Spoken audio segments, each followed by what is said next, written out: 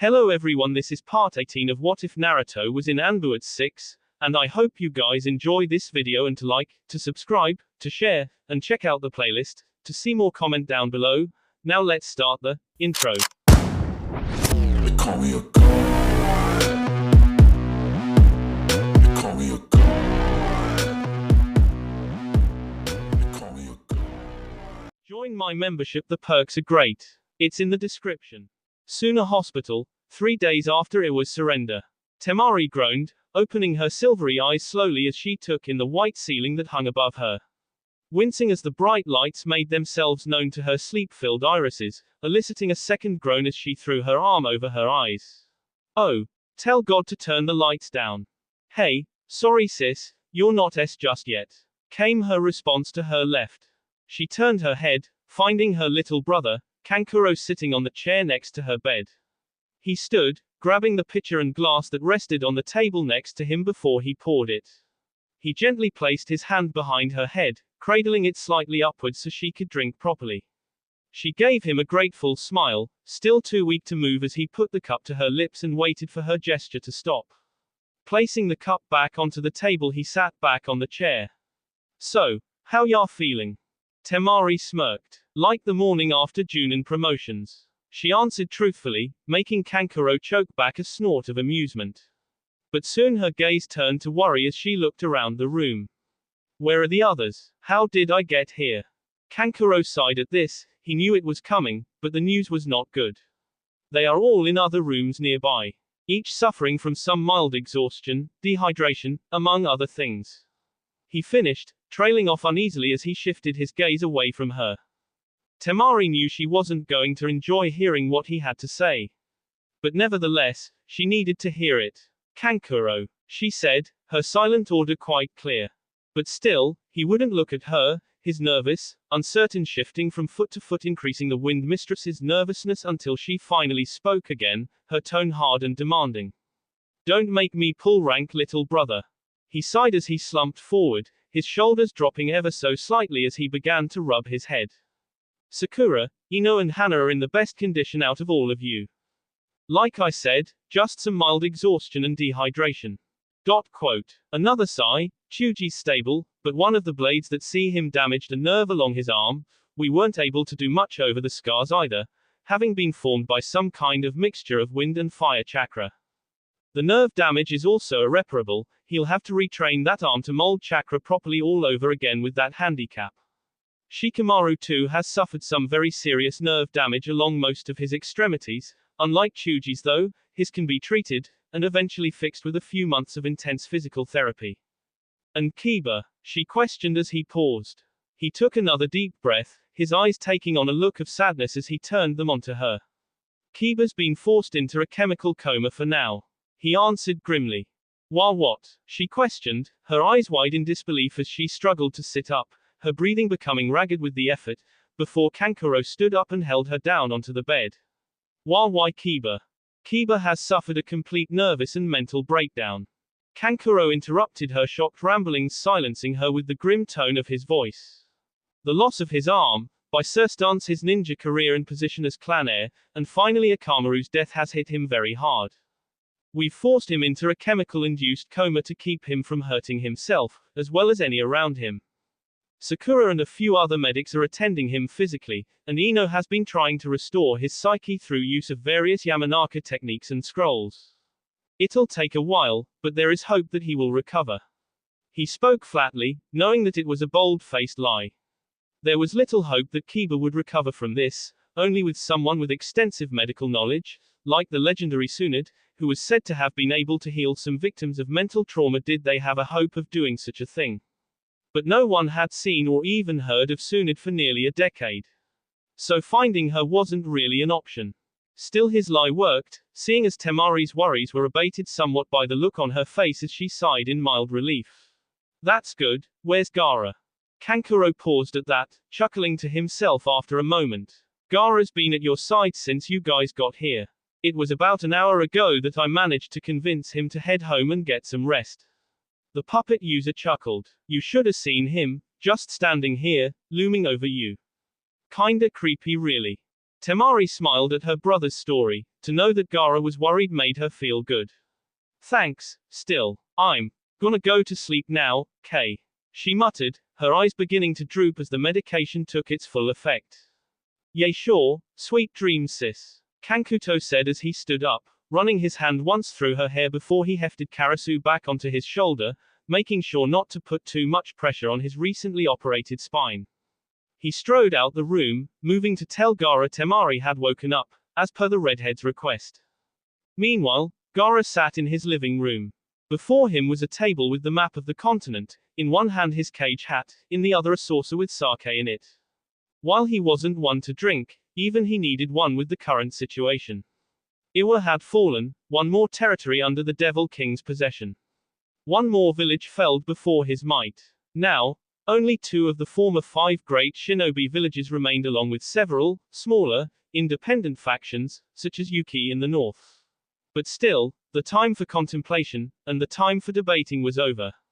It was time, right now to decide the fate of Suna. Walking to the nearby window, he attached a message to the messenger bird, and released it.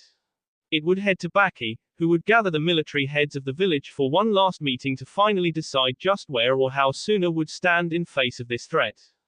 He could only hope they were not too late. Kumo Hospital, 5 days since Iwa's surrender. Zhu Liang and his wife Yue Ying stared through the glass at Yugito. Tsunade and Shizune were currently treating her. He had sent Akina back to her home, after having to calm her down from her worrying, as well as her anger at the genjutsu he had pulled over her. Still nevertheless, this interference from Akatsuki was a major deterrent to his plan to attack Konoha while the Uzumaki was away. She was not healing as quickly as she should, and it was quickly deduced that it was due to the sheer nature of Hiden's jutsu. It is entirely possible that he not only injured Yugito, but the Nibi as well, and so the demon was struggling to keep them both alive. A most unfortunate turn of events. Yue Ying glanced at her husband from the corner of her eyes before she looked back to Yugito. What will you do now? When have you ever known me, my dear, to rely solely on one single strategy? He answered blandly. It is true, that without Yugito, launching an attack on Konoha would be too large of a gamble for my liking. But I have another strategy prepared just in case one, or more of us were incapacitated and another in case that fails.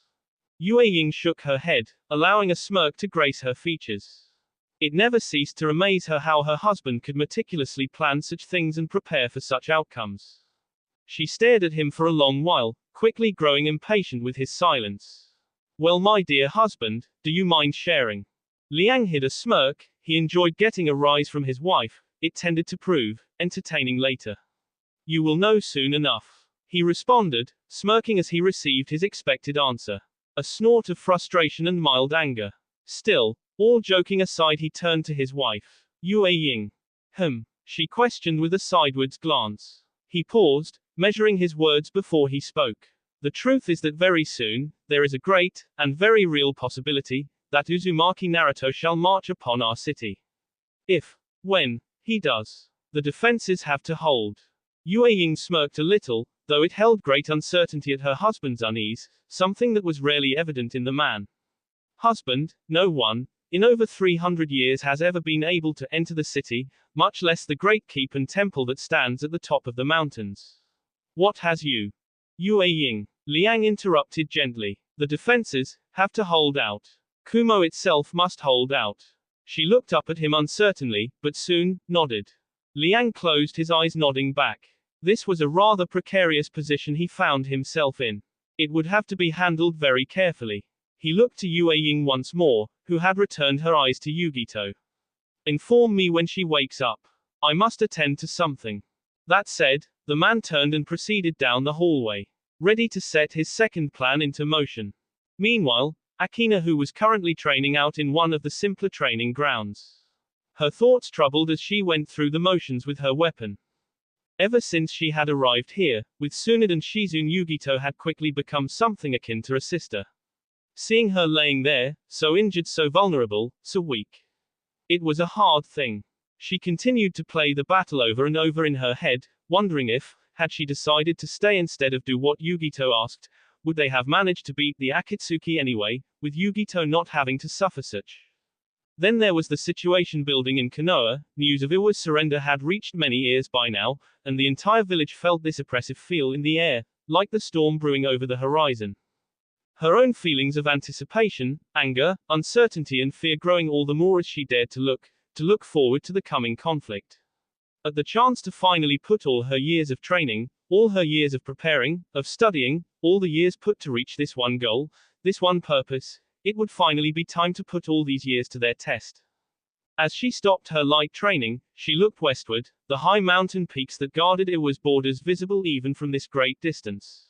A storm brewing ever so slowly behind them. Hospital room, Awagakure, 1 week since the surrender of their city. So, this is the seal he placed on you. The tired voice of Yoshihiro reached Toyohisa's ears as the old man was examining the seal etched onto his nephew's sea. While many of the doctors had protested, he had demanded to see his nephew the moment he woke up, and what Yoshihiro wants, Yoshihiro gets. So here he was, in one of the hospital's spare rooms examining the seal that would assure Iwa's cooperation. I'm sorry uncle, Toyohisa said as the silence dragged on, lowering his eyes. It always happened, every time his uncle would have to pull him out of the fire. He felt so inadequate sometimes as he tried to live up to his uncle's expectations and the village expectations, only to fall short every time. Do not apologize. Yoshihiro sighed gently. The Uzumaki boy said that he created this seal and I don't doubt it. If it was me in your place, I would probably be the one with the seal, not you. There was another silence between them, before it was finally broken by Toyohisa again. Did I make the right choice, uncle? In surrendering? His voice carried a definite edge of uncertainty, like a child confessing to his parents he stole some candy from the store. Yoshihiro looked at his nephew's downcast eyes and regretful expression before he sighed and placed a hand on his shoulder. Toyohisa, look at me. The young man did so. When you decided to surrender the city, was your primary concern that of the village? He nodded and Yoshihiro smiled. Then yes, Toyohisa, you made the right choice. He spoke before standing. That seal, I believe, will do exactly what he says it will do. I'm no expert, but I recognize some of the characters. None of them indicate this can be remote activated, only through the different synapses of your brainwaves I believe will its effect take place.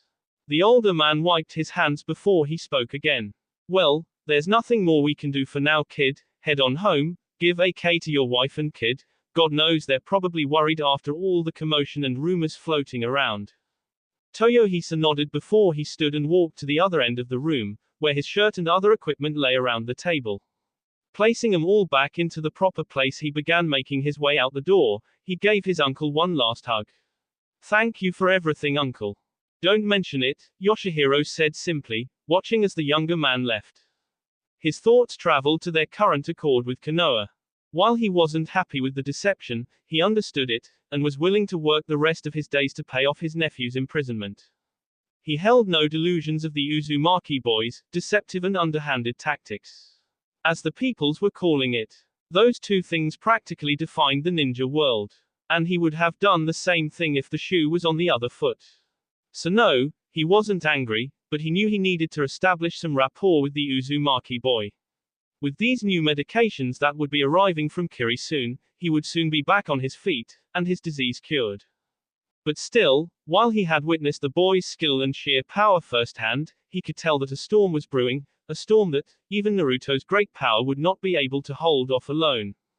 Yoshihiro smirked. Sounded just like his kinda fun. Sunagakure, Kazekage Tower. 12 days since the fall of Iwa. Gaara sat in his office, looking at the doent that had long been in the coming. The council had long been in the deliberation of this matter, for an entire week even. But it had finally been decided, and now, all that remained was his seal of approval. As the Kazekage was about to reach for his calligraphy brush, however, a messenger bird suddenly perched on his windowsill, catching his attention. Especially, with the insignia around its N. Kumo. Sakai. 12 days since the fall of Iwa. Naruto stood along the wall, overlooking the city he had recently taken. Reinforcements had arrived the other day from Kusa and Am, bringing their numbers back up to standard. Some more forces had arrived from Oto, which he quickly dispatched onto Iwa, to enforce their military presence. All in all, his men were prepared to march into battle again, to bring about the final stages of their plans. He heard the shuffling of feet approaching him. Turning, he found Hinata approaching him. Her pale lavender eyes staring back into his own red ones. Naruto-sama. She bowed respectfully. Hinata. He greeted back with a slight nod of his head. She turned her head back to look over the city, awaiting his instructions. You are to head to Iwa, assume command of the situation there. Until a suitable overseer can be stationed there, you are to remain as the temporary overseer, as well as the commander for our Northwestern Defense Forces. You may take Rock Lee and Tenten with you. Shino, Tushiro and Mika are to remain here, overlooking the repairs and security of the city. Hitaki, Kakashi and Guan shall march with me. His voice drawled out, somehow managing to make his bored tone sound fiercer than the angry voices of many. She nodded. As you command. However, my lord, may I question where you are marching? Suna, or Kumo? His response was merely a sideways glance. I see, she answered before she bowed. Very well. Naruto watched her turn and leave, never removing his eyes from her until she was out of sight and her footsteps fading from his ears. He allowed his eyes to travel skywards. This land shall be mine. Naruto currently made his way through Iwa's mountain borders, his armies trudging along as they did their best to traverse the jagged, sea stalagmites that made up the mountain face, like a great wall of razor-sharp spears, guarding Iwa's boundaries against any who would dare invade. Naruto-sama. The voice of Kakashi reached him as the copy nin made his way up along with Akiri Chunin, bowing once before he continued speaking. Naruto-sama, Guan's found a pathway, it leads down the mountain, and appears to place us near the border. Naruto nodded. Very well, tell the commanders of this route, give them the coordinates and tell them to lead their men through it. Kakashi nodded and then looked to the Kiri Chunin. You heard him, get to it. Go to the commanders of Squad Alpha and Sigma, I'll head to Beta. Yes sir. The man bowed once before he vanished in a cloud of smoke, Kakashi following shortly after. Naruto allowed his eyes to travel up skywards, where rain clouds ahead had thankfully begun to part. Soon. Very soon now. The echoing sound of Liang's and Sunid's footsteps seemed to echo down the hallway as they made their way up to the Raikage Tower. You sent a message to Suna. The legendary medic questioned with a raised eyebrow as she continued to walk up the stairs. Do you think that they'll cooperate once you speak with them? Liang didn't answer for a moment before he took a breath and spoke. Whether they cooperate or not does not matter, they will soon attack Konoha regardless of their Kazekage's initial decision. I don't think I follow. Sunid said as she raised an eyebrow. Liang merely closed his eyes for a brief moment. You will soon enough, he clarified in his own way before he came across the door of his office, opening the wooden obstacle before he entered. Jiraiya the Toad Sannin stood on the balcony of the tower. His stewardship of the lands while Naruto was away was going fairly smoothly. Still, the older man couldn't help but be vastly impressed with Naruto as each day passed. The sheer amounts of paperwork one had to shift through every single day. It was enough to drive him mad if he knew he was stuck doing this forever. Economies that needed to be balanced, supplies that needed to be sent, missions that had to be overseen, military divisions that needed to be rounded and stationed, upstarts and political revolutionaries that needed to be silenced, and not to mention, last but not least, the organization of the new campaign that was being led. While Naruto had arranged and fixed the vast majority of it, what little Jiraiya did have to do was enough to make him cringe. Still, the vast amounts of paperwork weren't what he was worried over. There was something wrong, he couldn't explain it. But he had a gut feeling, and these tended to be proven right most of the time. There was some strange chill in the air, a change of sorts. Something was certainly wrong, and whatever it was, he had little doubt it would all come to a head soon. Centering around Naruto. The boy was strong, unbelievably so. To the point where if Jiraiya was posed a question over who would win between all of Konoha's military generals and him, he truly couldn't give a definitive answer to that. But with that strength came something that even Naruto was not immune to. Arrogance. The boy planned, he prepared, and he did research on his enemy as all good shinobis do, and as was imbued to him during his training as a child. But, more often than not recently, as his raw power felled all those who had risen against him with little to no trouble, despite even the best and most elaborate of schemes to defeat him, the boy had simply begun overlooking his opponent, so to speak. He would simply not care over what plans they could develop, or what elaborate schemes they could put together. simply because he considered, and in most cases was above anything their skills could accomplish, even with the advantages of plans. Oftentimes, Naruto wasn't even truly aware he did it. But Jiraiya knew, he had seen a great many ninja fall to such petty things, his old teammate, Orochimaru, having been one of them. Having the audacity to show up at Konoha itself with just a few ninja as his escort, he was struck down by a power even he held no chance against. The Toad Hermit could only sigh. Whatever happened, happened, and he did not have the authority to advance any troops anywhere unless it was an absolute emergency, and one of his hunches, or gut feelings didn't count. Naruto currently stood on a small hill overlooking the camp his men had set up.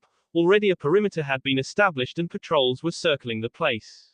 He heard footsteps. Turning his head slightly, he found Guan approaching him silently. When he finally reached him, the man stood at his side for a brief moment before he spoke. "Lord, do you not think it is dangerous to be standing in the open like this?" Naruto did not answer, his eyes traveling over the scenery before him, the silence stretching about. Guan was used to these silences, and so took no offense in it. Instead, he merely crossed his arms over his sea and stood at the blonde's side, his slightly taller form standing like that of a bodyguard. "Strange, isn't it?" was the sudden remark that Guan had to do a double take to make sure it had come from Naruto. "Lord," he questioned, "all these years, they seem to have gone by so quickly. It seems like only yesterday, you and Ginchiko were surrendering Kiri, and now we stand here, upon this threshold into a new world." Guan was struck speechless. Never before had Naruto spoken in such a strange tone. No, not strange, human. Clearing his tea, the man regained his composure before he spoke. "It may seem that way sometimes, but indeed, soon this world of war and death shall be finished. And we shall enter a new world, one of peace." The man nodded to himself solemnly. Naruto spared a glance at the older man from the corner of his eye. "Guan, I never did apologize," he said, ignoring the man's startled look, "for the loss of your eye all those years ago." The appointed second in command of the 7 swordsmen was rendered quite mute for a long time, his eyes visibly wide with shock as he stared down at the man that had set out to conquer the world. My lord," he stuttered uncharacteristically as he bowed low. There is no need for such a thing, it was my own carelessness that brought this wound about. Please, do not apologize to your loyal servant. Naruto grunted softly, not denying but not admitting his correctness on his statement. "You and Lady Ginchiko have served me loyally for many long years. Once this chaos is over, I will see you properly rewarded," he stated firmly. "There is no need for such, lord. You are the one that will bring about an age of peace in this land. It is as Hidetada would have wanted." It had been a long time since Naruto had heard the name of the Kiri swordsman he had led to his death nearly a decade ago. It was something scarcely talked about, even among Ginchiko and Guan themselves, the two people closest to the late shinobi. Naruto looked to Guan once more, a loyal servant indeed. Slowly the blonde turned and began making his way down to the camp, Guan following after him a moment later. Gaara sat in one of the various lounge rooms of the tower, a thoughtful look in his eyes and a contemplative frown on his face. Kankuro paced beside him, angrily muttering under his breath. "Damn it, Gaara, I don't have enough patience for these meetings of yours." Gaara ignored his brother's crass remark as the door to their room opened, Temari stepping through it a moment later, her fan strapped to her back once again. "Where have you been?" her brother snapped. "You're not in the best shape, sis. You need to rest, not go parading around this tower." Temari was about to respond when Gaara spoke. "Kankuro, she said she was going to go for a walk. It's understandable that she took the time she took. But Gaara," the older boy said before he snorted, crossing his arms. "Fine, whatever. When one of the messengers shows up saying that they find her passed out on the side of the street, don't complain to me," he huffed. Gaara ignored his annoyed older brother and turned his eyes onto Temari, who approached one of the chairs, setting down her fan and falling onto the selected piece of furniture. "Temari," Gaara called, bringing her eyes onto him. He noticed the slight bags under them, as well as the tired haze within them. "Are you certain you should have left the hospital so soon? You look exhausted." She shook her head. "I'm a little tired, but no. You need help in order to get a handle on this situation." She smiled. And what kind of sister would I be if I just left my little brother to rot under all this paperwork while I get to sit by and enjoy hospital food and bedding? Gara smirked, but it soon fell. By the way, I've been meaning to ask you if you've spoken to Hannah. I would have liked to have checked up on her myself, but I didn't get the chance before this situation needed to be attended to. Temari sighed as she nodded. Yay. I managed to speak to her once, before I left. She really doesn't look well. I think that once you get a chance you should give her a paid leave of absence, have her rest up, get her head clear. Gara nodded. I'll see to it. Before he looked to the door and stood up, several footsteps reaching his ears from down the hallway. Good. They've arrived. We can get this meeting underway. Hannah groaned in discomfort as she felt the feeble grip of sleep become even weaker under the insistent and constant shaking of another. Her eyes opened slowly, weakly from the recent strain on her mind and body. Tear streaks ran down her face and the table beneath her head was wet with salt water. Hannah. Sakura's hesitant voice reached her ears, bringing the Inuzuka girl's doe-brown eyes up towards her. She questioned as she rubbed the sleep out of her eyes. Oh, Sakura. What is it? She questioned, wiping her eyes as she looked away from the pink-haired medic as she began shifting through some of the documents on her desk. Ever since the attack and subsequent return to Suna, Hannah had thrown herself into her work, trying to bury herself in her duties as a council member and clan head over what remained of the Inuzuka clan. She had scarcely slept, or eaten in the last few days since their arrival. They had decided to leave her to her own devices, allowing her the freedom in order to clear her mind and get herself together, recover from both their physical and emotional defeat, as well as Kiba's condition. Looking at her now, Sakura could tell that had been a mistake, a very bad one. Hannah's once healthy and tanned skin was paler, her features sickly and seemingly thinned from lack of food, her hair matted down and limp, black bags gathering under eyes and tear-streaked cheeks. Hannah. Sakura spoke slowly, carefully. Have you been eating, or sleeping at all for that matter? Hannah released a dry laugh, filled with forced humor. Of course Sakura, I'm fine. Why would you say something like that? Because complaints from your clan members have come in, saying that you've been cooped up in this office for 2 days. Hannah paused in her motions, but soon recovered. I've been busy, Sakura. Work's backed up with my leaving, you know. I can't just let it keep on. Hannah. Sakura interrupted gently, grasping Hannah's shoulder and turning the girl to face her. Watching as she avoided her gaze as best she could, her downtrodden expression and moistening eyes pulling on Sakura's heartstrings. Hannah, don't do this to yourself. Come on, come with me and let's get you something to eat, a change of clothes and to get some rest. Hannah shook her head. No, I have to. Hannah, don't punish yourself for what happened, it's not your fault. Now please, let's get out of here, huh? The Inuzuka girl weakly shook her head. No, it should be me laying there, not Kiba. Sakura moved forward and wrapped the Inuzuka girl in a comforting embrace, feeling the older girl wrap her arms around her waist from where she sat. The Inuzuka woman's hands tightening into fists, almost desperately clinging to the pink-haired medic, her sobs growing in volume as the dam over her emotions crumbled. She felt Hannah's clenched fists repeatedly, weakly hit her back. Her muffled words, "It should have been me," repeating themselves through her sobs. Sakura held the girl close, letting her tears moisten her clothes. Shush, she cooed. It's all right, it's all right. No, it wasn't your fault, Hannah.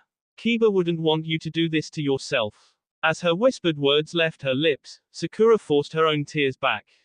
To see such a strong Kunoichi fall like this, was something that truly hurt Hannah. Kiba and the others would have to suffer at the hands of that devil before he was finally brought down. How much more sorrow. Zhu Liang sat in one of the many rooms of the tower, currently attending the foreign delegates that were currently in Kumo when one of the Chunin practically tore down the door. Breathing heavily, eyes filled with fear. Keiko. The man never needed to finish his sentence before an explosion was seen out the balcony, along the southern wall. Liang's eyes narrowed minutely as he stood up from his chair. So, they have finally come then. Naruto stood along the wall of the city, the battle around him beginning as Kumo Junin and Anbu that guarded the wall fought to hold him off. Akina's form could be seen running from rooftop to rooftop, making her way to the wall as fast as she could. Dozens of Chunin, Junin, Anbu and even Genin, hot on her tail as they too moved to defend their city. It's time. Naruto now walked among the streets of the city, his troops having torn past the unprepared defenders on the wall long ago. Specks of B were visible along his form, as well as his gauntlets, his two scimitars in their sheaths as he still did not need them. Behind him was a literal trail of B and body parts, red soaking into the cold stones of Kumo's streets, flowing like a river due to the city's downward slope. There he is. The Jinchuriki heard a voice behind him. Turning, he found what he assumed were two Kumo Junins as well as four Chunins. They looked upon the trail of death left behind by him, their reactions ranging from disgust, to horror, to outrage. With a cry of rage, one of the Junin took out a kunai, charging it with lightning chakra until it formed a sword of sorts. He rushed the cage of Konoha, the others following after him a moment later. He was young, no older than 16, his fearful green eyes staring back at him, reflecting the cold look of apathy within his glowing red orbs, flowing down his eyes and lower to his cheeks. Naruto seemed to look the boy over once, his crimson pulse never leaving this child's eyes. Then he felt it, a presence, approaching him very fast, very familiar. Stop! The cry reached his ears, bringing his attention to the person it belonged to. His ruby-red eyes gleaming as they traveled to the roof of the two-story building at his side, his grip never leaving the gasping boy's end. He recognized her instantly, even after a decade that face was still burned into his memory. He watched her eyes glance down worriedly at the young man in his grasp, and he allowed his own eyes to turn to the boy's, who was now looking at the new arrival with hope and pleading. Without a second thought, Naruto's fingers twitched and a sickening snap broke through the air and reached each of their ears, and Naruto watched as the shock of the boy's gaze, the disbelief, slowly faded, leaving nothing but sightless orbs that feebly grasped at life, until the faint light within him too, went out. No! The girl's cry reached him. Naruto threw the lifeless form aside before he turned, catching the girl's weapon in his clawed hand. He stared down at her then, her eyes turning from crystal blue to be red in a second, red chakra beginning to form around her as she glared up at his taller form, the glow of his own red eyes visible clearly as he looked up to her. So, it is you. The one-eyed swordsman of Kirito passed another squadron of Kumo's Anbu, sprays of crimson falling around him, his single hazel brown eye taking in the other battles going on. The Kumo ninja were losing ground, and they were losing ground fast. Almost, too fast. Soon Kakashi appeared in a plume of smoke next to the man. I've taken care of my side. Do you need any help with yours? Renewed cries caught both men's attention. Turning their eyes they found more Kumo Anbu and Junin making their way into the fight. One of the new arrivals in particular catching his eye. Soft, shoulder-length black hair, deep blue kimono and a chakra scalpel in one hand. Oh yes, he recognized that one. No Hatake, I do not require your. The man paused and soon both Junin leapt back, a moment later the earth shattering beneath where they had previously been standing, a loud boom, making their ears ring as they landed on a rooftop of a now dangerously unstable building. As the dust finally settled they found the form of the legendary medic and granddaughter to the first Hokage standing amongst the rubble, her fist near the ground as she glared at them. Kakashi's eyes narrowed as he removed his Hitai 8 from his eyes. Tsunade-sama, so this is where you've been hiding all these years. Please, do not make this more difficult than what it must be. The blonde Sanon's eyes narrowed. Hatake, still so scrawny, eh? Why don't you go back and take your men with you? I'm not someone you want to mess with. No doubt. Kakashi nodded. But we have a job to do, and if we have to, we will go through you. Isn't that right, my one-eyed friend? Take care of her, Hatake. I have other business to attend to. The swordsman spoke offhandedly, making his way towards where he could see Shizune fighting some Amantaki ninja under their command. Wait, what? Was Kakashi's startled query as his partner began to leave. While he was pretty certain that they could defeat the legendary medic together, alone he wasn't so sure. He's certainly not going to put it past the medic to still be in shape for a fight at her age, especially with that little incident with Yoshihiro. Hey, wait a second. You can't just leave me here. The copy nin trailed off uneasily as his eyes turned back to the, now smirking, Tsunade. Well, Runt, you don't seem so confident now. She grinned, loving his slightly troubled expression. While she knew she was far from her prime, she was still confident in her chances of defeating the copy nin. Kakashi let out a small curse, promising himself that if he survived this he was going to Kaiguan. settling himself in a straight stance, his hands held in a seal. All right then. Before he began the rest of the seals, Shizune, who was currently attending one of the wounded, had just finished deflecting some kunai aimed at her and her patient when she heard the sound of fluttering clothes behind her, approaching quickly. Answer, thinking fast, she rolled forward. Impressive, came Guan's voice, bringing her attention up to him. You seem to have grown well, girl. The man placed his blade to rest on his shoulders. Allow me to see if this assumption is correct. Shizune swallowed the lump of fear in her tea. She certainly remembered this man, and while she had grown in strength since those days, she was sure he had as well. She could only hope she would be up to the task. Naruto's form exploded from the side of one of Kumo's various homes, wood and stone debris flying through the air in his wake, another form exploding out of the dust a moment later, revealing Akina, her three-pieced staff already in mid-swing. Naruto landed on the adjacent rooftop, raising his hand and blocking the incoming swing with a loud sound of metal against metal. He saw the girl growl before she delivered another strike with the other end of her weapon, this one aimed at his knee. Naruto, in response, did a swift spin jump, pivoting in mid-air so that his form was parallel to the ground before he lashed out with a kick, connecting with the girl's tea, causing her to stumble and choke. Naruto landed once again with billowing crimson around him as he stared at his sister's choking form as she struggled to loosen her now sore tea. Akina glared at him for all she was worth, her angry snarls and growls reaching his ears. His infuriating voice drawling slowly from his lips as he spoke. Is this it? All that you have to offer, girl? Her anger rose, a lone bubbling tail of crimson chakra forming behind her as she summoned more of the fox's strength from within herself. Naruto allowed his eyes to travel down to the golden braces along his wrist, watching as they sizzled with smoke rising from them. It appears his own demonic chakra was reacting to her presence. Interesting. The eldest of the siblings was forced to tear his attention away from the wristbands as his sister released a roar, lashing out with a single claw of red chakra that rushed him. Raising his own arms, he coated them with blue chakra as he crisscrossed them in front of himself, bracing against the impact which arrived a moment later. Channeling chakra to his feet, he managed to stay attached to the floor. That did not mean the roof tiles did, shattering and cracking as he skidded down the length of the roof, coming to a stop at the very edge. Naruto's eyes pierced the veil of red, once again meeting his sister's as the claw of chakra attempted to overpower him. A flash of the fox's face, smiling with gleaming white fangs and eyes dancing with hellish amusement, flashed before his mind's eye. Most interesting. Doton, Doryuden no Jutsu, was Kakashi's cry before a large earth dragon went charging straight at Tsunade, only for the beast to meet the woman's fist and BS into the rubble from whence it came. The woman's victory was short-lived, however, as Kakashi appeared from the ground behind her, kunai in hand as he thrust it to the back of her head. Sun ducked, spinning on her heel as she formed a chakra scalpel in her hand and thrust it towards the Sharingan wielder's ribs, succeeded in some tendons in his leg. He cursed before leaping back, falling onto one knee as he was unprepared for the weakness in the injured leg. Tsunade meanwhile pulled the kunai from her flesh and formed a healing technique, breathing heavily due to the pain as she looked at Kakashi with a smirk on her face. Careful, runt, I can afford to get injured, you can't. Kakashi cursed, he should have guessed.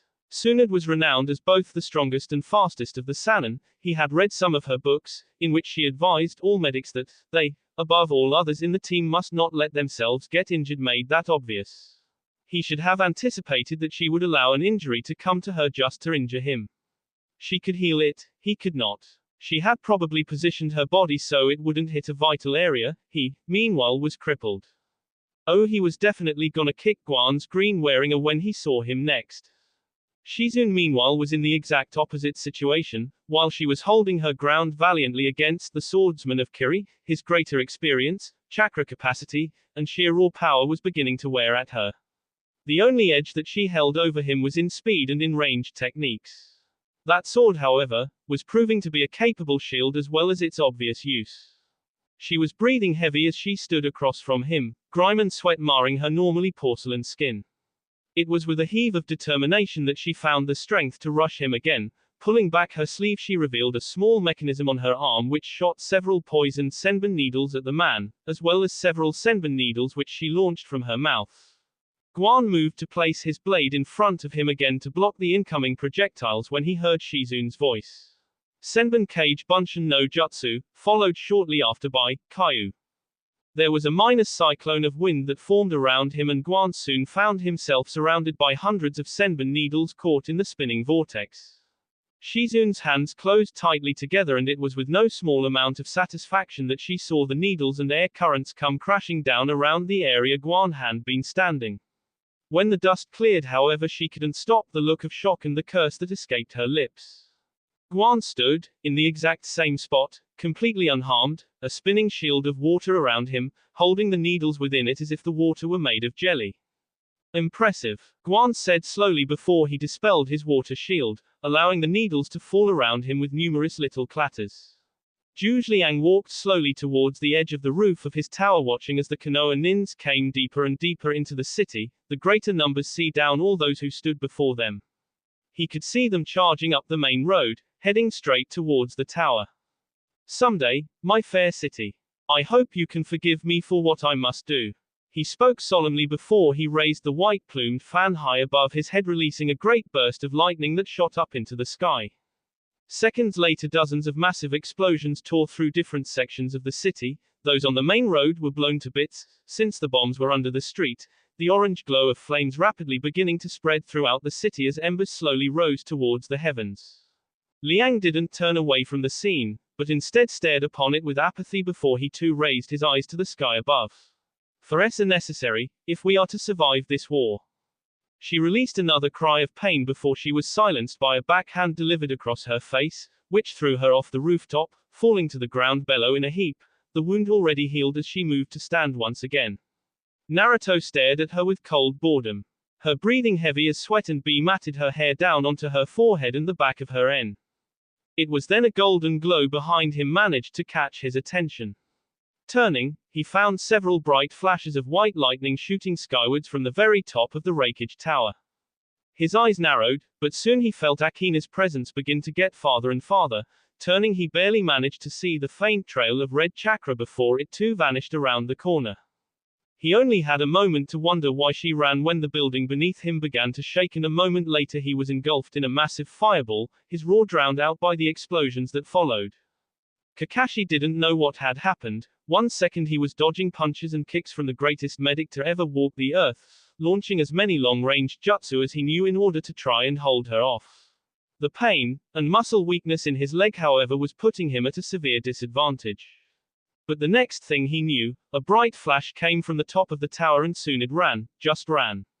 He saw as she passed right by Guan and grabbed an injured Shizun before she bolted down the corner, several Kumo ninja hot on her heels, leaving a very confused coalition army behind them. Then the explosions came. Naruto's eyes slowly opened, pain burning through his abdomen as he tried to get back to his feet, observing the scene of carnage and destruction around him, hundreds of buildings blown to bits, charred corpses, some whole, some missing, several body parts depending on how close each one of them was to the explosion. He himself had barely had any time to use a kawarimi, and if it had not been for the fact that he required no hand seals for it, he was certain he'd be s. Alas, it was only a few buildings and areas that remained mostly intact, no doubt where the Kumo ninja had hid. He hissed as he finally managed to get to his feet, stumbling slightly. He took his bee-covered gauntlet and ran it over one of the seals on his wristbands, welcoming the familiar burn of Yuki coursing through his system, the red wisps forming an outline around him. Soon, however, he heard footsteps approaching him, and felt the familiarity of her presence. He turned slowly, finding his younger sibling, staring at his injured form with a look that was crossed somewhere between satisfaction and hatred. I see that you're not invincible after all. Naruto allowed his eyes to travel away from her back up to the sky, before he began circling her, his steps measured yet seemingly careless, as if he was strolling. So, he drawled, his deep resonating voice reaching them both as he looked upon the sight of the devastation. Is this what you desire, child? You hate me this much? Such that you would destroy the city that took you in? Akina growled. I would see 100 cities destroyed if it meant seeing your corpse at my feet. Naruto let loose a few dry chuckles, strange sounds which sent ice running up and down her spine. Truly? Then tell me, dear sister, how does that make you any different from me? Akina growled. Don't you dare ever call me your sister. Just because we share the same biju does not mean I am related to some cruel monster like you in any way. Naruto had looked at her as she spoke, finding no recognition in her eyes at his statement, just affronted anger and hatred. You mean you truly don't know then? He remarked lowly, almost to himself, but Akina had heard it, her eyes narrowing in mild confusion before she shook it off, dismissing the strange statement as best she could. Naruto chuckled again at that point, his hand traveling to the hilt of his sword. If you want me, dear sister, then, you had better come at me with your best. Gladly, she growled, red chakra exploding outwards, forming her second tail before she rushed him, the three-pieced weapon flaring with lightning as she swung at a downward angle. Aiming for the left junction of his N, when he batted the piece away with his own blade, before he brought it down from left to right to block the second swing aimed for his right leg, and then another for his left side before he delivered a thrust aimed for the girl's stomach, only for Akina to backpedal while spinning rapidly, twisting her weapon so it was folded up, the three sections behind her back. She continued spinning as she leapt up, Naruto rushing forward to get in range again when she stopped mid-spin, launching her weapon in such a way so that the tip of one end was aimed to hit right between his eyes. Naruto reacted quickly though as he raised his sword above his head and brought it straight down, the ringing loud in his ears as the two metals clashed together. As the impact ignited a small spark, Naruto used it, launching a wind attack with his swing and empowering it with flames that exploded in his younger sibling's face. Naruto was disappointed however as he felt the girl replace herself with an item behind him. Spinning around he saw her swing the three-pieced staff again, this time with her gripping the very end of the weapon, which would make it wrap around Naruto and hit him on the side she was swinging from, as well as his back and his other side. He acted quickly, bringing the sword in his right hand to go along his left side, blocking the attack. He then felt the hard impact against his lower back, grunting in pain as he felt the shock from the electricity burn his back and run up and down his spine. His movements now a bit more stiff and sluggish, he coated his left hand with chakra before bringing it to his right side and catching the weapon in his grip, thereby locking it in place around him. His sword however remained free as he pulled it up, free of Akina's as he tried to swing at the girl. Only for her to lean to one side and then ducking under the follow-up before she formed a chakra scalpel in her hand, this one too laced with lightning chakra before she thrust it towards his T. Only for Naruto to vanish in a cloud of smoke when the attack connected. Akina didn't have much time to react before a sword suddenly went through her, coming out of her stomach, right below her ribs. She stumbled as she coughed up copious amounts of the third tail beginning to bubble to life as she growled and glanced behind her, glaring at the form that stared back. You can never compare to me. He spoke coldly. Dear sister. Before he savagely yanked the blade out of her and delivered a quick, brutal hit to the back of her head, knocking her completely unconscious, her weapon clattering noisily to the charred earth. He walked to her side, nudging her roughly with his boot to roll her onto her side. Before he was able to complete the task however, a surge of chakra behind him had him leaping away, just before a lightning bolt flew past the area where he previously stood, above Akina, leaving her unharmed. Landing a few yards away from his previous position, he turned slightly and found a man, dressed in white with trimmed mustache and goatee staring at him, a white feathered fan in his hand. Naruto-sama. He greeted with a small bow. His eyes traveling a bit to the side where three Anbu landed. Naruto ignored them however and focused his attention on the white-clad man. I assume that you would be the Raikage. Zhuge Liang. The sleeping dragon. Liang nodded. Yes, I am. And you would be Uzumaki Naruto, the so-called Devil King. Naruto was about to respond when he felt a tingle at the back of his mind. Kai. He spoke, and for a moment the scene appeared hazy. When it cleared it revealed Akina, being carried away by two medics. The medics looked upon him in fear but didn't get far before several wind blades tore them apart. Naruto then allowed his eyes to travel back to Liang, who held a visibly troubled expression on his face. Apparently, the so-called sleeping dragon's genjutsu were not as strong as fabled. He had barely noticed it, true, but still, it fell like all before him. Liang made a quick hand gesture, which Naruto caught, and the blonde was forced to raise his blade to block the assault from the three Anbu that had previously arrived. Two of them appeared to be long-ranged specialists, and the largest one obviously being a close-range specialist. Naruto dealt with the close-range individual swiftly. blocking his upward swing with his blade before he formed a single Rasengan in hand and S it against the man's stomach, watching as B exploded from his back as the swirling sphere tore right through him.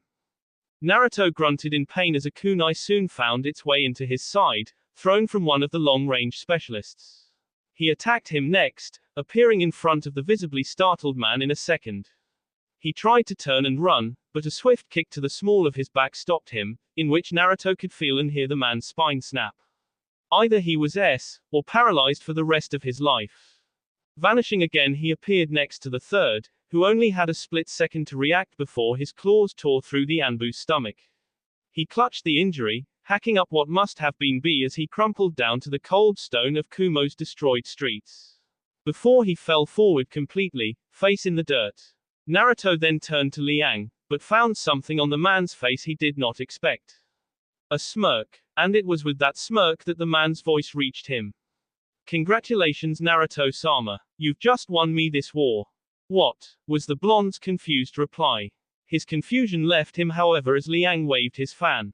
"Kai," came the cage's bored voice. The entire scenery became hazy for a moment before it fell away, revealing the three Anbu to have never been Anbu at all. The close-range fighter was not even human, but several broken pieces of wood resembling splinters more than any real form. If he had to guess, it would be a puppet. But there were no known puppet users in Kumo, only Suna held them, so what was one doing here? He then allowed his eyes to travel to his second opponent, this one garbed in black, with purple face paint, used by Suna's puppet users. Then he looked to the third. This one, he recognized instantly as the girl he had fought back at Sakai. But this time, around her arm, he recognized the Suna headband. Then another presence became known to him. This one he too recognized. The vessel of Shukaku, the Kazekage. He looked to Liang then, the man's slight smirk still on his lips as he began circling Naruto, speaking with his familiar, bland tone. "You underestimated me, Naruto-sama. The illusion you dispelled was a weaker one, and so you never bothered to look deeper, to look underneath the underneath. You sent a message to Suna." The legendary medic questioned with a raised eyebrow as she continued to walk up the stairs. "Do you think that they'll cooperate once you speak with them?" Liang didn't answer for a moment before he took a breath and spoke. "Whether they cooperate or not does not matter. They will soon attack Konoha regardless of their Kazekage's initial decision." "I don't think I follow," Tsunade said as she raised an eyebrow. Liang merely closed his eyes for a brief moment. "You will soon enough," he clarified in his own way before he came across the door of his office, opening the wooden obstacle before he entered. He found the three currently sitting forms of the Kazekage and his siblings. "Kazekage Dono, welcome." Liang continued to speak as he circled the young Kage from Konoha. "I called the Kazekage here, to discuss an alliance with him, in order to defeat you, as per tradition," he responded and came to the village. However, his council from Suna had finally settled on a decision, the decision to surrender to you. Thus, leaving Kumo to be the only one left that could challenge you. He straightened and took a deep breath. Zhuge Liang sat in one of the many rooms of the tower, currently attending the foreign delegates that were currently in Kumo when one of the Chunin practically tore down the door. Breathing heavily, eyes filled with fear. Keiko. The man never needed to finish his sentence before an explosion was seen out the balcony, along the southern wall. Liang's eyes narrowed minutely as he stood up from his chair. "So, they have finally come then." Liang turned, facing the Kazekage of Suna and his siblings, forming an unseen hand seal. "I would ask your assistance in this fight, Kazekage Dono." Gaara sighed. "You see, when it was clear they would not assist me, I was forced to take some measures to ensure their cooperation. I placed all three of them into an illusion. Forgive me, Raikage Dono. But Suna must not become involved in this fight." Gaara spoke solemnly. It was Temari who startled him, however. "Gaara, I think we should help them, even though Suna has agreed to a surrender. We should not allow innocent people to rest here." "Very well, Raikage Dono. We shall assist you in this fight," came Gaara's statement, surprising Temari and Kankuro, his eldest sibling, voicing her objections. "Be you but Gaara, Suna can't become involved in this." Gaara nodded. "Temari, I won't just stand by and watch this destruction if I can prevent it. Assist me or don't." Caught off guard by her brother's authoritative tone, Temari couldn't bring herself to object further on the subject and merely nodded. "And so it is that Suna has aided us in this battle, and I separated them during it, luring Gaara away from his siblings and his siblings closer here. So that they would fight you. To ensure that they would, I formed another genjutsu to make it seem as if you were about to strike down Gaara, their brother. And one, obviously, over you to make them seem like my own men. He seemed to sigh before he looked at Naruto's silent form. And you, being who you are, I knew would not hesitate to see them down. Now, because of your cruelty, all of Suna will rise up in arms against you, and the Kazekige's rage will know no bounds. Naruto remained silent for a very long time after that. When he spoke, his voice was somehow different, but still as ruthless and hollow as ever. Suna would have surrendered. Tell me, Zhuge Liang, why is it that you would seek to now perpetuate the chaos? Liang was visibly startled by the question, but he cleared his tea and spoke nonetheless. Naruto-sama, to me, there is no doubt in, at least my mind, that you are the man necessary to bring about peace. You are not, however, the man that can lead peace. So, you would lead the world in place of me then? Naruto drawled with a roll of his eyes. Liang shook his head. No, Naruto-sama. You see, the reason you are not the man to lead peace is simply because you are a shinobi. It is that simple. I, however, am not the one to lead it either, for I am not the kind of man the people will follow. No, I am afraid that under both of us, a lasting peace is not possible to achieve. The Raikage shook his head for a moment. But still, it is necessary to, at the very least, remove you, in order to have a hope of peace succeeding in this war-torn land. Naruto was again silent after that. He could feel the various chakra signatures approaching him now, the Kazekage, Kakashi, Guan, as well as one he faintly recognized as Tsunade. He looked down to Temari and Kankuro. They did indeed seem s. When he looked back to Liang, he was about to speak when his ears caught something in the wind. Something faint, a heartbeat. He looked to the source, and found it was from Temari. Her heartbeat, steady but faint. The cogs slowly worked in Naruto's mind, and the blonde soon found himself smirking faintly beneath his mask. I'm afraid, Zhuge Liang, sleeping dragon, that your plan will fail, he remarked as he began making his way to Temari. Liang didn't say anything, but he visibly tensed as he watched the Jinchuriki approach the girl. You underestimated. He leaned down and picked Temari up, tossing her over his shoulder like a sack of potatoes. This one, she is still alive. Liang's eyes widened. If Naruto captured one of them alive then he could use her as a bargaining chip with Gaara. He would trade her safe return for Suna's surrender. Even in his brilliance, the sleeping dragon had arrogantly removed one element from his calculations, an element most scientists tended to leave out as well. The human element. Liang raised his fan to deliver an attack, when Naruto spun around and launched his own, releasing a wave of fire towards the Raikage. The older man was forced to switch onto the defensive as he released a great cyclone of wind, diverting the flames and spreading them so they would miss him, as well as Akina, who seemed to be coming too. Naruto-sama, came the cry of Hatake Kakashi as the man leapt over some debris, Guan and several dozen Anbu, Chunin and Junin behind him, all of them injured. Naruto-sama, we have to retreat, our front line has been wiped out and we can't hold off the Kumo Nins much longer. He breathed heavily as he favored one leg, a large splinter of wood digging into his side. Naruto nodded, and he allowed his eyes to travel towards Zhuge, who stood on the other side of the wall of flames, a glare visible in his hazel brown eyes. I will see you fail, Zhuge Liang. The blonde then allowed his eyes to travel to Akina, who finally seemed to be regaining consciousness, before they finally came to stop. On their most recent arrival, the Kazekage himself, who stared upon his sister's form over his shoulder with a look of fear, one which soon morphed into rage as his turquoise-green eyes turned onto him. Uzumaki, he roared, you will release her now. If you wish for her Kazekage, then I will contact you soon, and we shall form a trade. Naruto responded before he turned to Kakashi and Guan. Sound the retreat, we've been bested today, he said before he began fleeing from the charred remains of Kumo, the Kazekage's sister in hand. Liang watched as Naruto left, the Kazekage soon hot on his heels. Turning to the nearest captain he spoke. Gather your men, pursue them. The captain nodded before he vanished in a puff of smoke. The Raikage then turned to the medic attending Akina. Once she's coherent, tell her to join the pursuit. I will go on ahead. he continued, not allowing the medic to speak before he leapt over the flames, soon catching up to the Kazekage as they pursued the remains of the Konoha invasion force. That will be all for this video. Be sure to like, subscribe, share, and comment down below for more videos. Goodbye.